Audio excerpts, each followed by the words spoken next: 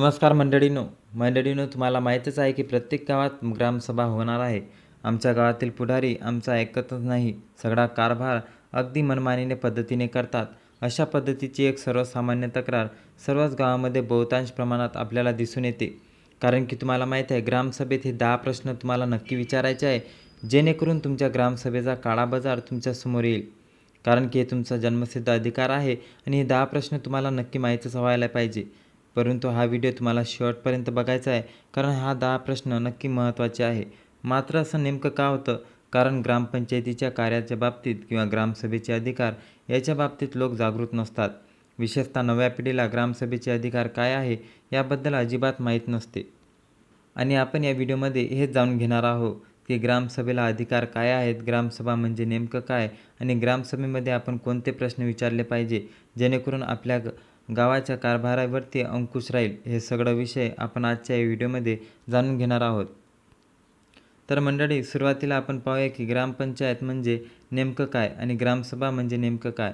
तर ग्रामपंचायत ही एक घटनात्मक संस्था आहे आणि संविधानाद्वारे स्थापित झालेली आहे.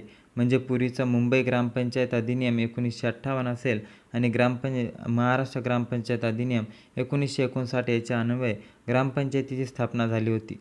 आणि त्यानंतर 1992ची 73वी घटना दुरुस्ती झाली आणि याच्यामध्ये अन्वये कलम 243 संविधानामध्ये समाविष्ट करण्यात आलं. नव्याने परिस्थितीमध्ये हे कलम समाविष्ट करण्यात आलेलं असे आणि याच्या अन्वये आपल्या देशामध्ये पंचायती राज व्यवस्था अस्तित्वात आली. ही पंचायत राज व्यवस्था काय आहे? तर आपल्या देशामध्ये त्रिस्तरीय पंचायत समिती राजव्यवस्था असते. याच्या अन्वये ग्रामपंचायतीच्या पातळीवर म्हणजेच गावाच्या पातळीवर ग्रामपंचायत, तालुक्याच्या पातळीवर पंचायत समिती आणि जिल्ह्याच्या पातळीवर जिल्हा परिषद अशा परिस्थितीत 3 टायर किंवा त्रिस्तरीय व्यवस्था आहे. आणि याच्या माध्यमातून गाव, तालुका आणि जिल्हा पातळीवरचा स्थानिक स्वराज्य संस्थाचा कारभार पाहिला जातो. आता याच कलम 243मध्ये एक कलम आहे 243 या 243च्या अन्वये ग्रामसभेचा कारभार पाहिला जातो किंवा ग्रामसभेची व्याख्यासुद्धा या 243मध्ये दिलेली आहे. ग्रामसभेच्या हद्दीमधील सर्व मतदार म्हणजे गावाच्या हद्दीतील सर्व मतदार हे ग्रामसभेचे सदस्य असतात किंवा सभासद असतात. हे गावाच्या मतदार यादीमध्ये त्यांचे नाव आहेत. असे सर्व लोक ग्रामसभेला उपस्थित राहू शकतात. मात्र ग्रामपंचायतीच्या क्षेत्रामध्ये जी काही मतदार यादी असेल त्यांच्या नाव असलेला एखादा जर ग्रामसभेमध्ये उपस्थित राहिला तर त्या ग्रामसभेचे सरपंच किंवा अध्यक्ष त्या संबंधित व्यक्तीला ग्रामसभेतून बाहेरसुद्धा काढू शकतात. अशा पद्धतीचा अधिकार त्यांना आहे.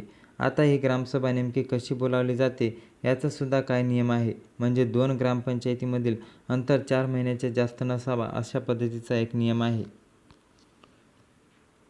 शिवाय ग्रामसभेची नोटीस जी काढली जाते ग्रामपंचायतीकडून ती किमान 7 दिवस आणि आधी काढली पाहिजे आणि त्यामध्ये नोटीस काढलेले दिवस ते ग्रामसभेचा दिवस यामध्ये 7 दिवसाचं अंतर असलं पाहिजे. दुसरा विषय म्हणजे ग्रामसभेमध्ये जे विषय मांडले जातात ते विषय एकतर सरपंच ठरवतात कोणते विषय मांडायचे आणि दुसऱ्या पद्धतीचे एक विषय असतात ते म्हणजे ऐनवेळी येणारे विषय. ऐनवेळी येणारे विषय आहेत ते ग्रामसभेच्या पूर्वी 2 दिवस ग्रामपंचायतीला कळवणे आवश्यक असते की आपल्याला हे ऐनवेळी विषय घ्यायचे आहे. आपल्याला महाराष्ट्रामध्ये 15 ऑगस्ट, 26 जानेवारी आणि 2 ऑक्टोबर या 3 ग्रामसभा घेणं बंधनकारक आहे. याच्याशिवाय चौथी एक ग्रामसभा घेतली पाहिजे अशा पद्धतीचं बंधन आहे. याशिवाय जर अधिकच्या ग्रामसभा घ्यायच्या असतील तर विशेष ग्रामसभा संबंधित ग्रामपंचायत बोलावू शकते. त्यासाठी नागरिकसुद्धा ग्रामपंचायतीकडे अर्ज करू शकतात. मंडळी, आपल्या महाराष्ट्रामध्ये जवळपास 27,951 ग्रामपंचायती आहे असा डेटा ग्रामविकास विभागाने दिलेला आहे.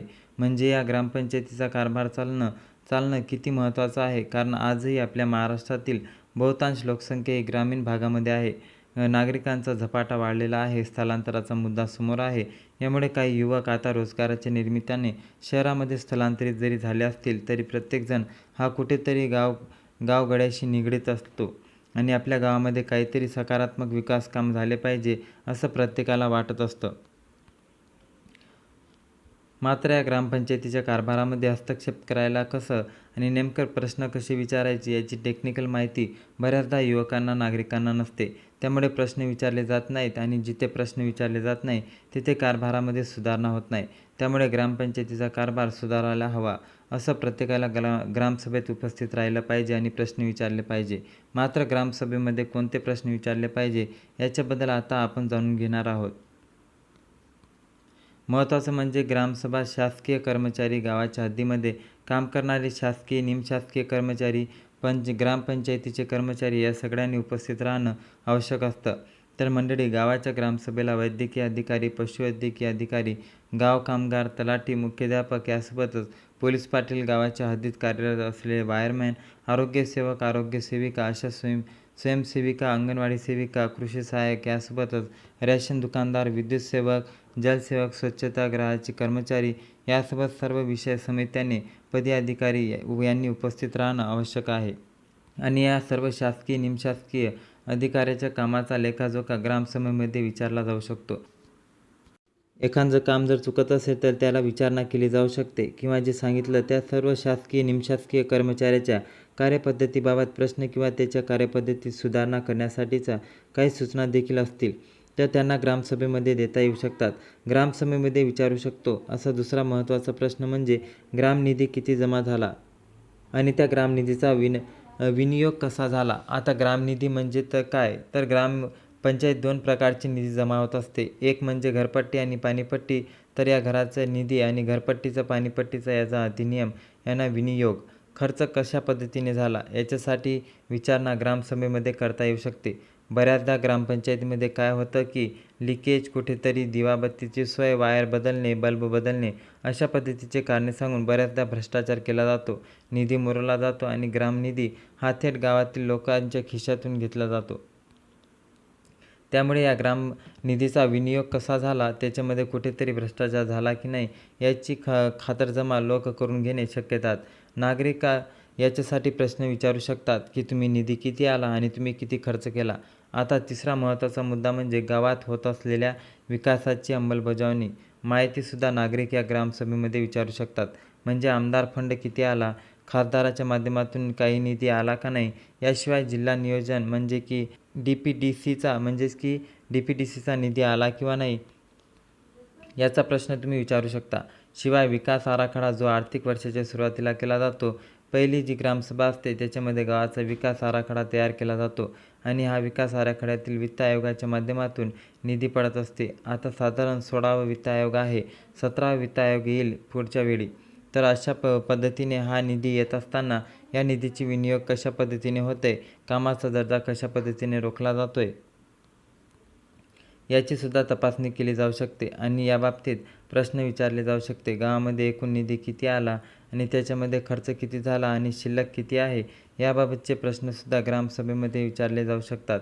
यासोबतच ग्राममध्ये रोजगार हमीचं काम म्हणजे माध्यमातून आज अनेक गावामध्ये विहिरीचे काम सुरू असतात, शेतरस्ते, पांदण रस्ते यासोबतच जनावरांचे गायगोठेसुद्धा काम सुरू असतात आणि या रोजगार हमीतील कामांची माहिती घेता येऊ शकते.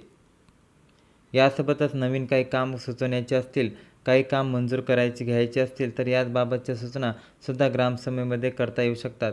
आणि शेवटचा महत्त्वाचा मुद्दा जो ग्रामसभेमध्ये उपस्थित केला जाऊ शकतो तो म्हणजे गावातील रस्ते, सांडपाण्याची व्यवस्था, दिवाबत्तीची सोय, शिक्षणाची सुविधा, अंगणवाडीच्या सुविधा याबाबत प्रश्नसुद्धा या ग्रामसभेमध्ये विचारले जाऊ शकतात. आणि याबाबत जर काही सुधारणा सुचवायच्या असतील तर त्या ग्रामपंचायतीला सुचवता येऊ शकतात.